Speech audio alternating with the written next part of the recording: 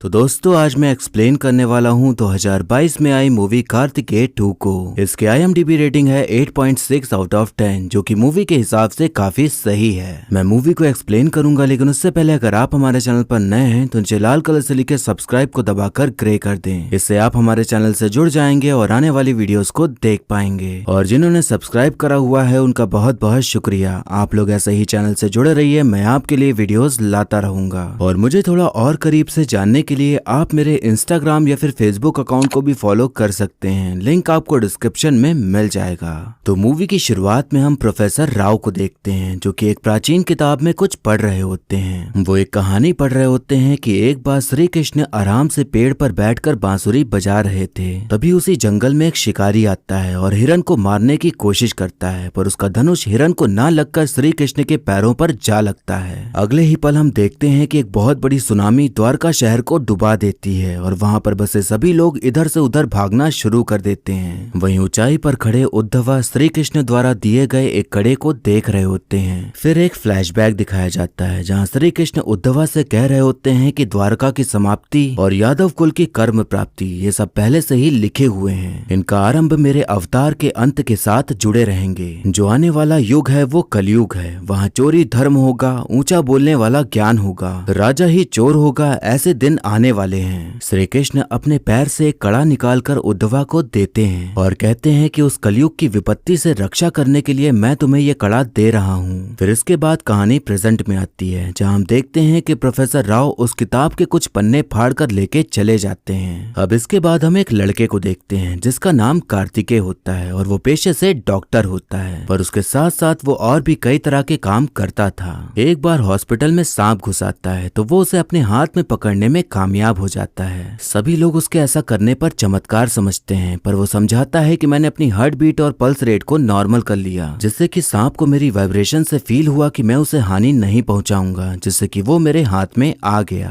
कार्तिकेय का नेचर कुछ ऐसा ही था कि दुनिया में हो रही चीजों पर आंख मूंद कर विश्वास नहीं कर लेता था, बल्कि अपनी क्यूरियोसिटी के चलते पहले वो उन चीजों को समझता, उनकी जांच पड़ताल करता, उनके पीछे की साइंस समझता और तब जाकर वो उस चीज पर विश्वास करता था। कार्तिकेय लोगों की हर तरह से मदद करता था, फिर चाहे पैसों की मदद हो या घर में किसी बात की दिक्कत हो। वो कहने को तो डॉक्टर था, पर उसकी हर चीज जानने की इच्छा ने उसे सब कुछ बना दिया था और लगभग हर तरह के काम उसे करने आता था। एक बार वो मंदिर में जाता है और जोर जोर से चल रहे मंत्रों के जाप को बंद करने को कहता है, क्योंकि उससे मरीज परेशान हो रहे थे। पंडित जी कहते हैं कि ये शोर नहीं मंत्र है। कार्तिकेय कहता है कि जिससे डिस्टरबेंस हो वो तो शोर ही है। पंडित जी कहते हैं कि हर प्रवाहित ध्वनि में ताकत होती है, हमारे मंत्र रोगी को पीड़ा नहीं शांति देते हैं। कार्तिकेय ज्यादा कुछ नहीं कहता, बस उन्हें सुनकर वहां से चला जाता है। अब हम प्रोफेसर राव को देखते हैं जो कि उन कागजों को लेकर इंडिया वापस आ रहे होते हैं। उनके बगल में बैठी एक लड़की से उनकी बातचीत होने लगती है तो वो बताते हैं कि वो आर्कियोलॉजिस्ट हैं और ग्रीस में काम कर रहे थे।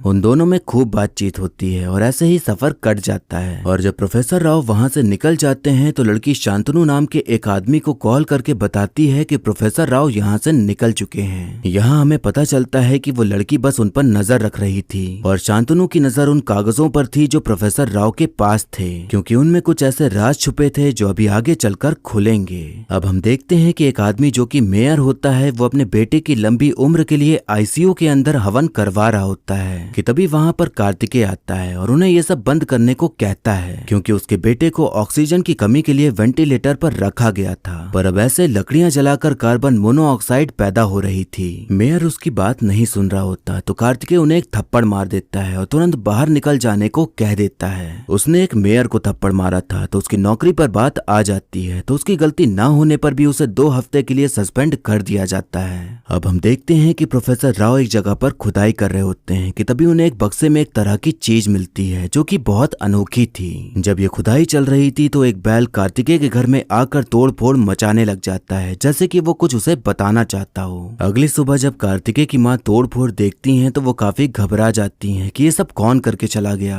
माँ पंडित जी को घर बुला लेती हैं ताकि उन्हें आने वाली मुसीबतों का कुछ पता चल सके। पंडित जी कहते हैं कि आपने कोई मन्नत मांगी थी जो कि अधूरी रह गई, तो आप पहले द्वारका जाकर वो मन्नत पूरी कर लें। अब कार्तिकेय तो इन सब चीजों पर ज्यादा विश्वास नहीं करता था, इसलिए वो थोड़ा ना नुकुर करने लगता है, पर माँ की जिद के आगे वो झुक जाता है और साथ चलने को तैयार हो जाता है। अब हम देखते हैं कि कार्तिकेय अपनी माँ और थोड़े मजाकिया टाइप के मामा के साथ द्वारका पहुंच जाता है और नदी में डुबकी लगा के दर्शन करता है। शांतनु एक सीक्रेट सोसाइटी का मेंबर था जहाँ लोग कृष्ण जी को मानते थे और उन पर विश्वास करते थे, और शांतनु का मानना था कि अगर कोई विपत्ति आती है तो इसका समाधान भी कहीं न कहीं लिखा होता है। शांतनु को पता चला था कि आने वाले समय में एक बहुत खतरनाक वायरस आने वाला है जिसका एंटीडोट अगर वो बना ले तो पूरी दुनिया में उसका ही नाम होगा। तो जो प्रोफेसर राव के पास जानकारी थी उसी को वो पाना चाहता था, क्योंकि वायरस जैसे विपत्ति का समाधान उसे वहीं से मिल सकता था। अब एक रात कार्तिकेय खाना पीना खाकर बाहर बैठा होता है कि तभी अचानक से जख्मी हालत में उसके पास प्रोफेसर राव आते हैं और उसका नाम पुकारते हैं। कार्तिकेय को समझ नहीं आता कि आखिर इस आदमी को उसका नाम कैसे पता, पर उस वक्त वो इस बात को नजरअंदाज करते हुए रिक्शा लेने चला जाता है। वो जब वापस आता है तो प्रोफेसर राव वहाँ मौजूद नहीं होते और वो सोच में पड़ जाता है कि आखिर वो इंसान कौन था और उसे उसका नाम कैसे पता। अगली सुबह मामा कार्तिकेय के पास आते हैं और बताते हैं कि तुम्हारी माँ कहीं भी दिखाई नहीं दे रही। वो द्वारका की हर गली हर मोहल्ले में उन्हें ढूंढने लग जाते हैं, पर वो कहीं भी नहीं मिलती, जिस बात से उनमें घबराहट बढ़ने लग जाती है कि आखिर वो कहाँ चली गई। कार्तिकेय अपनी माँ को ढूंढ ही रहा होता है कि तभी उसके पास पुलिस वाले आते हैं और जबरदस्ती उसे ही पकड़ के लेके चले जाते हैं। वो पुलिस वाले शांतनु के अंडर काम करते थे और उन्हें ये जानना था कि जब प्रोफेसर राव उसके पास आए तो उन्होंने क्या कहा, पर कार्तिकेय को इस बारे में कोई भी जानकारी नहीं थी। तभी पुलिस स्टेशन में एक लड़की आती है और कार्तिकेय को कैसे भी करके वहाँ से बचा ले जाती है। कार्तिकेय के मन में बहुत से सवाल चल रहे थे कि उसकी माँ कहाँ है और जो आदमी जख्मी हालत में आया था वो कौन है और पुलिस उसके पीछे क्यों पड़ी है। लड़की अपने मुंह पर से कपड़ा हटाती है और बताती है कि उसका नाम मुग्धा है और जो आदमी तुम्हें मिला था वो मेरे दादाजी हैं जो कि बहुत फेमस आर्कियोलॉजिस्ट हैं। उन दोनों में बातचीत चल ही रही होती है कि तभी कार्तिकेय को मारने के लिए एक आदमी उनके पीछे पड़ जाता है और उसे देखने पर लग रहा होता है जैसे उसके ऊपर खून सवार हो। कार्तिकेय मुग्धा के साथ भागने लगता है लेकिन वो आदमी उसके सामने आ जाता है। तभी आदमी के सामने से कुछ लोग भजन करते हुए श्री कृष्ण की मूर्ति को ले जा रहे होते हैं। तो आदमी सर झुकाए खड़ा हो जाता है और उस वक्त कार्तिकेय के पीछे नहीं भागता। कार्तिकेय मामा से मिलता है और जो कुछ भी उसके साथ हुआ वो सब कुछ बताता है। तो मामा उसे एक पंडित जी के पास ले जाते हैं जो कि बहुत ज्ञानी थे। कार्तिकेय जब उस आदमी के बारे में बताता है तो पंडित जी बताते हैं कि जो तुम्हारे पीछे पड़ा है वो एक अभीर है। कोई भी श्री कृष्ण के पास जाने की कोशिश करता है तो वो लोग बड़ी बेरहमी से उसे मार डालते हैं। अभीर लोग श्री कृष्ण के बहुत बड़े भक्त थे, लेकिन द्वारकावासी इन्हें शहर से दूर रखते थे और अभीर लोग द्वारका में रहने वाले कृष्ण के भक्तों को पकड़ के लूटपाट किया करते थे। अभीर लोगों को घर के अंदर आने की अनुमति नहीं थी, मंदिरों में प्रवेश करने की अनुमति नहीं थी, यज्ञ और हवन में हिस्सा नहीं ले सकते थे। श्री कृष्ण का अवतार अंत होते ही भगवान की मूर्ति इन्होंने चुरा ली और उस मूर्ति की श्रद्धा से पूजा करने लगे। तब द्वारका वासियों ने उन्हें लाठियों से मार मार कर उस मूर्ति को उनसे छीन लिया। तब उस जनजाति के मेन लीडर ने ये फैसला लिया कि अगर उन्हें भगवान को याद करना है या उन्हें छूना है तो उससे पहले अभीरा के लोगों को याद करना होगा और अब से उनका भगवान हमारा भगवान है और वो सिर्फ हमारे हैं। श्री कृष्ण भगवान के समक्ष केवल कृष्ण पक्ष के समय ही इस यज्ञ का विराम होगा।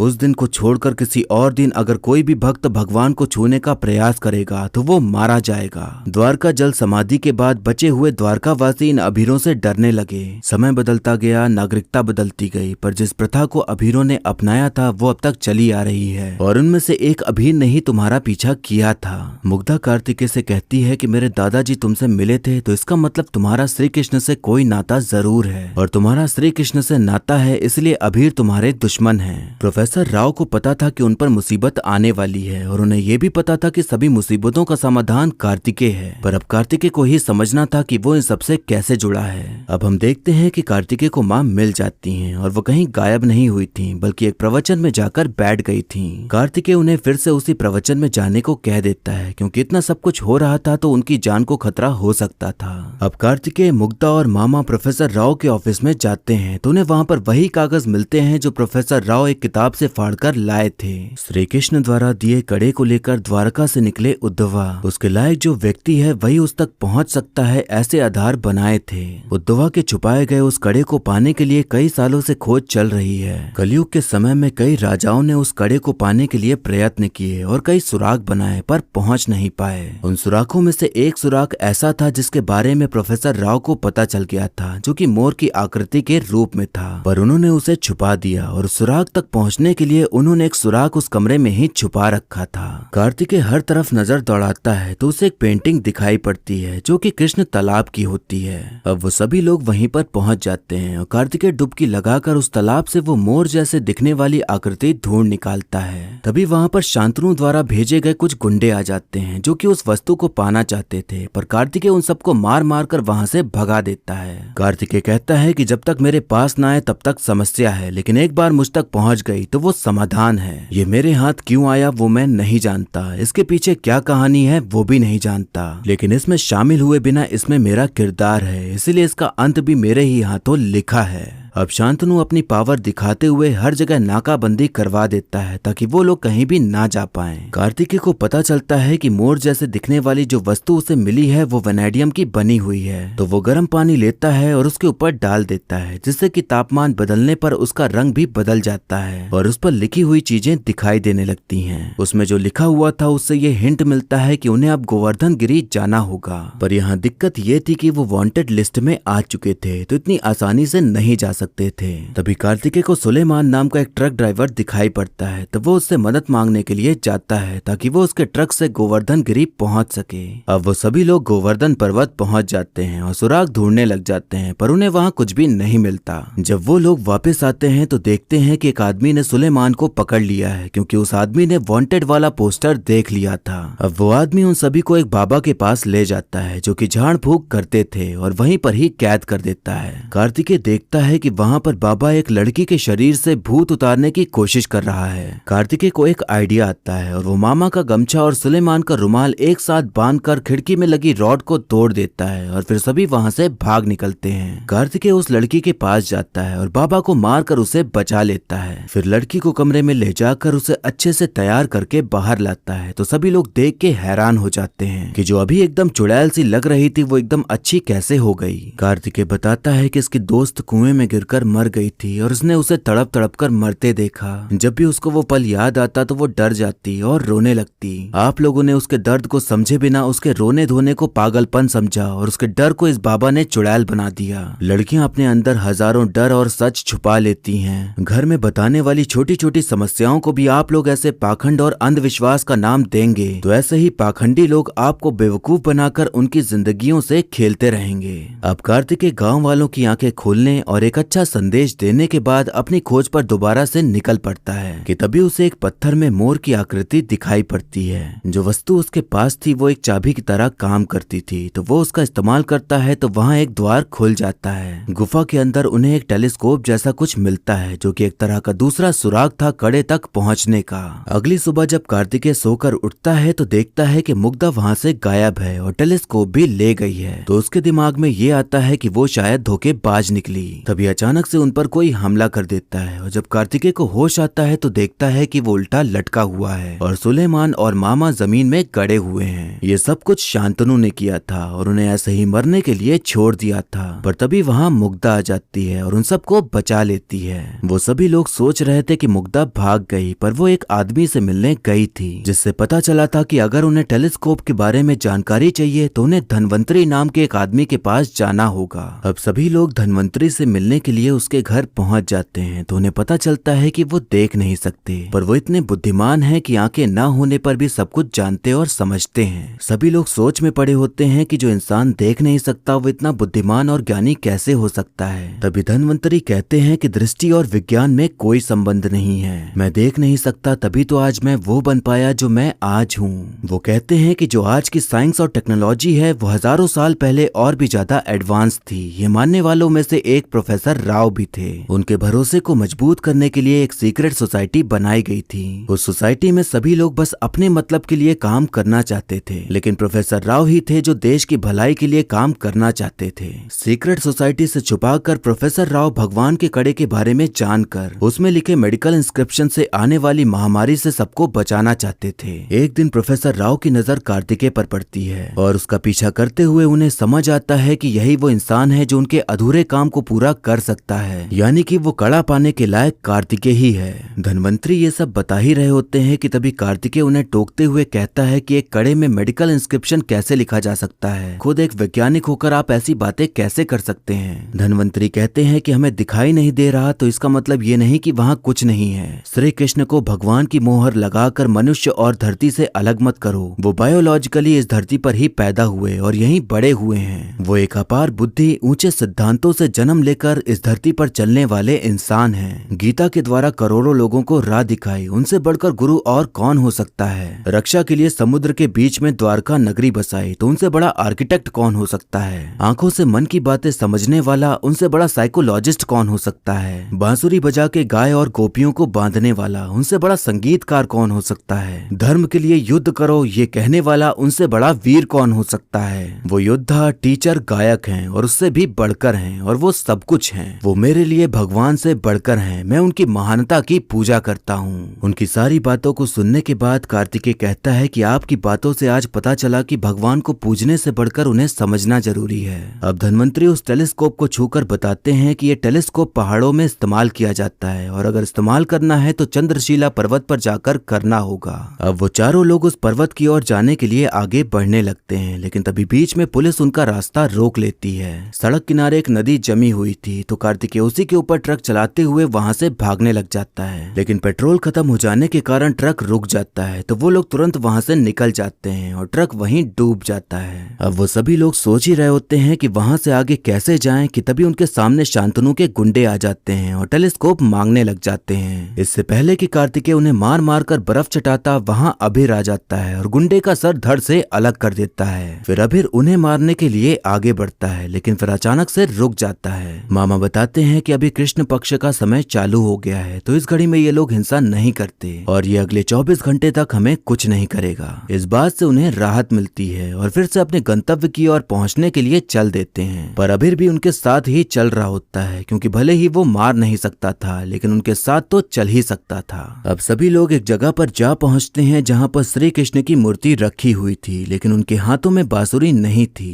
तभी वहां पर खूब सारे आदमी आ जाते हैं जो कि अभिरों की जनजाति से बिलोंग करते थे, और वो सभी उन चारों को पकड़ लेते हैं। तभी कार्तिकेय को समझ आता है कि जो टेलीस्कोप और मोर की आकृति वाली चीज है, अगर उन दोनों को मिला दें तो वो बांसुरी बन जाएगी। वो ऐसा ही करके बांसुरी बनाकर कृष्ण जी के हाथों में रख देता है, जिससे कि वो मूर्ति अपनी जगह से खिसक जाती है और एक द्वार खुल जाता है। उस द्वार के अंदर हजारों जहरीले सांप रेंग रहे होते हैं, और जो भी जाने की कोशिश करता वो मारा जाता। तभी कार्तिकेय अपनी सांप वाली टेक्निक अपनाता है और अपनी बॉडी की वाइब्रेशन के द्वारा सांपों से बातचीत करते हुए उनसे बच बचाकर आगे निकल जाता है। उसे वहां पर वही कड़ा मिलता है जिसे उद्धवा ने छुपा दिया था, इस उम्मीद में कि जो इसके लायक होगा उसे ही वो मिलेगा। और कई लोग आए पर किसी को कड़ा नहीं मिला, पर कार्तिकेय को आज वो मिल गया था, क्योंकि वही था जो उसके लायक था। अब सीन यहाँ से कट होता है और हमें दिखाया जाता है कि हर न्यूज चैनल में, हर अखबार में बस कार्तिकेय की ही चर्चा चल रही है कि उसने एक कड़ा ढूंढ निकाला है जो कि भगवान का है। कड़े की कई साइंटिफिक जांच करने के बाद पता चला कि ये 5000 साल पुराना है, और उस कड़े में लिखे सबूत के आधार पर आने वाली कई विपत्तियों की महामारी का समाधान है। कार्तिकेय ने एक ऐसी खोज कर डाली थी कि वो हर जगह फेमस हो चुका था, इसलिए उसे स्पीच देने के लिए एक प्रोग्राम में बुलाया जाता है। कार्तिकेय कहता है कि ये जो ज्ञान मैंने पाया है, यही वो ज्ञान संपत्ति है जिसे हमें बचाना है। शांतनु वहीं पर ही मौजूद था, तो उसे टोकते हुए कहता है कि हमारे पुराणों पर सवाल करने वाले तुम, सबके भरोसे को तोड़ने वाले तुम, भगवान पर विश्वास न करने वाले तुम, तो ये अचानक से बदलाव कहाँ से आ गया। कार्तिकेय कहता है कि इस सफर को शुरू करने से पहले जैसा मैं था, अब मैं वैसा इंसान नहीं हूँ, और मैं समझ गया हूँ कि जानने के लिए अभी बहुत कुछ है। मैं किसी का विरोध नहीं करता, सिर्फ सच को खोजता हूँ। जिस तरह भक्त आंख मूंद कर भगवान पर विश्वास करते हैं, उसी तरह हमारे बीच बहुत से लोग आंख मूंद कर साइंस पर विश्वास करते हैं। दोनों के नाम अलग अलग हैं, लेकिन सोच एक है। शक्ति, योग्यता के साथ बुद्धि होने के कारण श्री राम, शिवा और श्री कृष्ण भगवान बने। ये माइथोलॉजी नहीं, हमारा इतिहास है, किसी के विश्वास से ना जुड़ा एक सच है। वो सिर्फ हमारे भगवान नहीं बल्कि हमारे पूर्वज थे, और ये कड़ा ही उनका एक छोटा सा सबूत है। इसके बाद हम देखते हैं कि अभिर शांतनु का गला काट कर उसे मार डालते हैं, क्योंकि अब कार्तिकेय उनका दुश्मन नहीं रह गया था, बल्कि वो सभी उसके सामने झुक गए थे, क्योंकि वो कोई बुरा काम नहीं बल्कि अच्छा काम ही कर रहा था। अब हम देखते हैं कि कार्तिकेय फिर से निकल पड़ता है एक नए सफर पर, जहाँ पर नई खोज, नए लोग, नए तरीके का एडवेंचर, नए दुश्मन और बहुत कुछ उसे मिलने वाला था। और फिर इसी के साथ मूवी यहीं पर खत्म हो जाती है। तो दोस्तों, इस मूवी का मैसेज साफ तौर पर यह समझ आता है कि हमें बताने की कोशिश करी गई है कि भगवान जिन्हें हम हर जगह खोजते हैं वो हमारी धरती पर ही जन्मे थे और वो कोई कहानी नहीं बल्कि हमारे पूर्वज थे। ये पूरी मूवी आपके विश्वास के ऊपर टिकी हुई है। अगर आपको भगवान पर विश्वास है तो आपको सब सही लगेगा, लेकिन अगर आप नहीं मानते हैं और भगवान को लेकर आपकी सोच अलग है तो हो सकता है कि आपको बहुत सी बातें सही ना लगें। कुछ लोगों का नेचर कार्तिकेय जैसा भी हो सकता है, जो कि सिर्फ बातों को सुनते नहीं बल्कि की जड़ तक जाकर ये समझने की कोशिश करते हैं कि सामने वाले ने जो कहा है वो कितने हद तक सही है और कितना गलत। फिल्म की बात करें तो हमें काफी कॉमेडी देखने को मिलती है, एक्शन भी मिलता है और एडवेंचर भी देखने को मिलता है और काफी बातें भी पता चलती हैं। तो कुल मिलाकर शायद इसीलिए ये ऑडियंस को पसंद आ रही है, क्योंकि सभी कुछ देखने को मिलता है और लोगों की आस्था से जुड़ी हुई फिल्म है ये। फिल्म का VFX थोड़ा सा कम ठीक लगता है, अगर वो और अच्छा हो पाता तो और मजेदार होता, क्योंकि एडवेंचर वाली फिल्म में ज्यादा काम VFX का ही होता है। पर शायद बजट कम होने के कारण जितना हो पाया उतना किया गया, लेकिन ये चीज फिल्म को बुरा नहीं बनाती, बल्कि फिल्म अच्छी होने पर ऑडियंस इन सब चीजों को इग्नोर कर देती है। सबसे अच्छी बात कि इसमें हिंदू मुस्लिम एकता दिखाने की कोशिश करी गई, बिना ये बताए कि ऐसा वो दिखाना चाह रहे हैं। मतलब कि एक मुस्लिम कैरेक्टर को ठीक उसी तरह दिखाया गया जैसा हम अपनी आम जिंदगी में देखते हैं और साथ रहते हैं। सुलेमान जो कि ट्रक चलाता है और उनकी मदद करने को तैयार हो जाता है क्योंकि उसे पैसे मिलने वाले थे, पर धीरे धीरे बातचीत होने पर कनेक्शन बन जाता है और उनके साथ ही हर जगह चलने लगता है। मुसीबत आने पर मदद भी करता है और जो उनका मकसद था उससे कोई भी आपत्ति ना होते हुए उनके साथ चलता है। एक सीन है जहां कार्तिकेय ठंडे पानी में डूबने वाला होता है तो मामा अपना गमछा और सुलेमान अपना रुमाल एक साथ करके उसे बचा लेते हैं। इस सीन से यही समझने मिलता है कि हमारा धर्म, हमारे भगवान अलग अलग हो सकते हैं, पर आम जिंदगी में हम ये कर सकते हैं कि एक दूसरे की बातों को रिस्पेक्ट दें और मदद पड़ने पर हमेशा साथ खड़े रहें। वैसे एक बात कहना चाहूंगा कि अगर ये बॉलीवुड फिल्म होती तो शायद इसको भी बॉयकॉट किया जा रहा होता, क्योंकि इसमें बहुत से सीन्स हैं जिन्हें लेकर फिल्म बॉयकॉट करने वाले इसे भी बॉयकॉट कर सकते थे।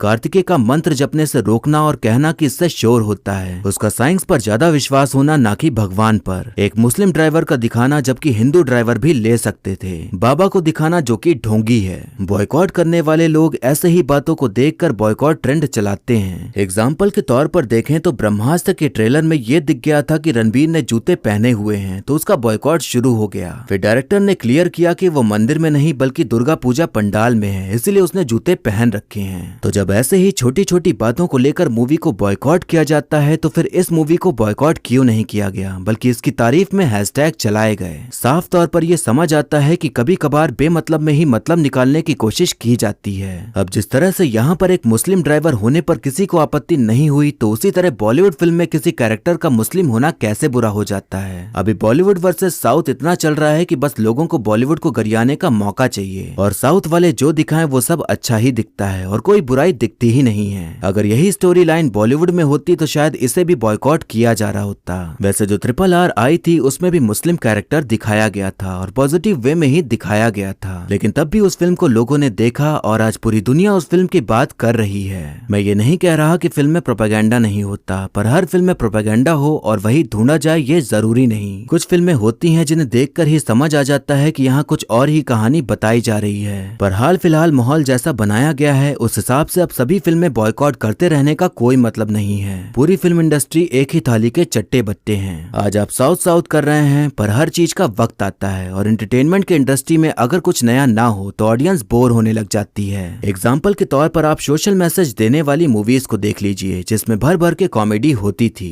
एक दौर था जब बहुत सी फिल्में आ रही थी जिनमें कॉमेडी के साथ साथ एक सोशल मैसेज भी होता था और खूब चलती थी, पर अब काफी हद तक उसका क्रेज जा चुका है। आज हमें KGF और पुष्पा देखकर मजा आता है, जबकि गौर से देखें तो हम हीरो को नहीं बल्कि विलन को देखकर खुश होते हैं और उसको किसी के मारने पर तालियां और सीटियां बजाते हैं। एंटरटेनमेंट पर्पस के लिए तो सभी कुछ अच्छा है, पर अगर आप हर चीज सीरियस होकर देखने लगेंगे तो सब में बुराइयां ही दिखना शुरू हो जाएंगी। फिलहाल इस फिल्म की बात करें तो ये आपको अंत तक बांधे रखती है और आपको बिल्कुल भी निराश नहीं करती। ये फिल्म तब आई जब आमिर खान और अक्षय कुमार जैसे बड़े स्टार्स की फिल्में आई थी, पर ऑडियंस ने उन्हें नकार दिया और इसे देखना सही समझा, क्योंकि अब शायद ऑडियंस घिसी पिटी कहानी देखने के बजाय कुछ नया ही देखना पसंद करती है। एंडिंग सीन की बात करें तो यही समझ में आता है कि इस फिल्म का थर्ड पार्ट भी आएगा। वैसे ये फिल्म हिट साबित हुई है तो थर्ड पार्ट लाने में ज्यादा सोचना भी नहीं पड़ेगा। तो उम्मीद करिए कि ऐसे ही एडवेंचर के साथ कार्तिकेय फिर से लौटेगा और आपको भारत के इतिहास के बारे में बताएगा। एक्टिंग की बात करें तो कार्तिकेय यानी कि निखिल सिद्धार्थ ने बढ़िया काम किया है और अपने रोल को काफी अच्छे से निभाया है। मुग्धा यानी कि अनुपमा परमेश्वरम ने अपने रोल को सही ही निभाया है। हालांकि उनके डायलॉग्स काफी कम थे और अगर उन्हें भी थोड़ा एक्शन करने दिया जाता तो उनका कैरेक्टर और निखर के आ सकता था। अनुपम सर का रोल काफी छोटा था पर उन्हें जिस तरह के डायलॉग्स दिए गए वो काफी पावरफुल थे और ऑडियंस के ऊपर एक गहरा असर डालते हैं। तो कुल मिलाकर उन्होंने अपने इस छोटे से रोल को भी बहुत अच्छे से निभाया है। वहीं बाकी जितने भी सह कलाकार हैं उन सभी की एक्टिंग अच्छी देखने को मिलती है। इस फिल्म को आप बड़े आराम से अपने परिवार के साथ देखने जा सकते हैं और एंजॉय कर सकते हैं। वैसे आप हमें कमेंट करके बताइए कि क्या आपने पहले अपने भगवान को समझा है, उन्हें जाना है, या आप भगवान को मानते ही नहीं, या आप किसी और पावर को मानते हैं या इस प्रकृति के नियमों को मानते हैं। आपकी नजर में आपका भगवान कौन है जिस पर आप विश्वास करते हैं और जो आपको भरोसा दिलाता है और अंधेरे में एक रोशनी दिखाता है? हमें कमेंट करके जरूर बताइएगा। और हाँ, कमेंट में अपने भगवान को लेकर लड़ाई मत करने लगिएगा, क्योंकि अगर आप ऐसा करते हैं तो यही साबित होता है कि आप अपने भगवान को कभी समझे ही नहीं। तो ये था एक्सप्लेनेशन कार्तिकेय 2 मूवी का। आपको मूवी और मेरा एक्सप्लेन करना कैसा लगा ये कमेंट करके जरूर बताइएगा। और ऐसे ही आने वाली वीडियोस देखते रहने के लिए हमारे चैनल को सब्सक्राइब करें और बेल आइकन दबा दें, जिससे कि आपको नई वीडियोस की नोटिफिकेशन मिल जाए।